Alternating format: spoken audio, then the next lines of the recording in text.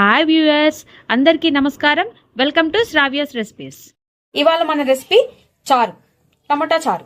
Tomato చారు ఎలా పెట్టాలో ఏం చేయాలో చూద్దామా ఇప్పుడు. ఇక ప్రాసెస్ స్టార్ట్ చేద్దామండి. మనకి ఎంత కావాలో క్వాంటిటీ అంత బట్టి నీళ్లు తీసుకోండి. నీళ్లు తీసుకొని అందులో టమోటాలు వేసుకోండి, పచ్చిమిర్చి. ఇది నేను చిన్నపిల్లల కోసం చేస్తున్నానండి. ఒకవేళ మీకు పెద్దవాళ్ళు, మనం చిన్నపిల్లలని పెద్దవాళ్ళైనా తినొచ్చు చారు అనేది. కాకపోతే చిన్నపిల్లలు ఘాటు తినరు కాబట్టి 2 పచ్చిమిర్చి చేశాను. ఒకవేళ కావాలి పెద్దవాళ్ళు అయితే ఇంకొక 2 పచ్చిమిర్చి అయితే వేసుకోవచ్చండి. కొంచెం పసుపు,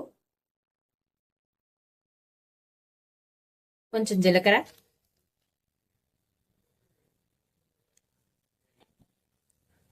చారుకి సరిపడా ఉప్పు నేను ముందే వేస్తున్నానండి. కరేపాకు సరి మామూలుగా కలిదిప్పుకుందామండి. బాగా మరగనిద్దామండి, బాగా మరగాలండి నీళ్లు. ఇట్లా గిన్నెలో కొంచెం చింతపండు నానబెట్టుకొని ఉంచుకోండి. ఇప్పుడు 2 టమోటాలు తీసుకొని ప్యూరీ లాగా చేసుకున్నానండి. ప్యూరీ చేసుకొని ఆ రసం వేసేసుకోండి. ఇప్పుడు మనం చింతపండు వేసేసుకుందామండి. అదే ఉడుకుతూ ఉంటది. మనకి చారయ్యేలోపు కొంచెం కందిపప్పు వేసుకోండి.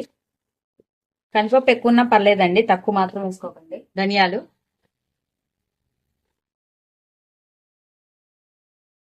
జీలకర్ర, 4 మిరియాలు వేస్తున్నానండి. ఎందుకంటే చిన్నపిల్లల కోసం అయితే కొంచెం స్పైసీ తక్కువ ఉండాలని, పెద్దవాళ్ళు అయితే కొంచెం మిరియాలు ఎక్కువ వేసుకోండి. ఒకే ఒక్క ఎండుమిరపకాయ వేస్తున్నానండి. ఇప్పుడు మీరు పెద్దవాళ్ళ కోసం అయితే ఎండుమిరపకాయలు కూడా కొంచెం పడతాయండి. ఒక 4, 5, 6 పైన వేసుకోవచ్చండి ఎండుమిరపకాయలు పెద్దవాళ్ళకైతే. ఇది చిన్నపిల్లలకై కాబట్టి నేను స్పైసీ తక్కువ తింటారు కాబట్టి నేను ఇట్లా వేస్తున్నాను. ఇప్పుడు దీన్ని మిక్సీ పట్టుకుందామండి. ఇప్పుడు చూసాం కదా, ఇది మిక్సీ పట్టుకున్నాం కదా. ఇప్పుడు 4 వెల్లుల్లి రెమ్మలు వేసుకోండి. టేస్ట్ బాగుంటానికి వెల్లుల్లి రెమ్మలు వేసుకొని మిక్సీ పట్టుకుందాం. ఇదిగోండి, ఇప్పుడు చారు పౌడర్ రెడీ అయిపోయింది. దీన్ని పక్కన పెట్టుకుందాం.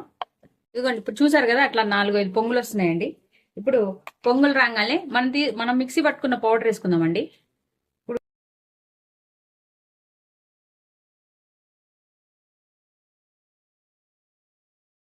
అరిగితే కమ్మటి వాసన వస్తుంది. ఇప్పుడే కదా పౌడర్ మనం వేసుకున్నది. కొంచెం మరగనిద్దామండి.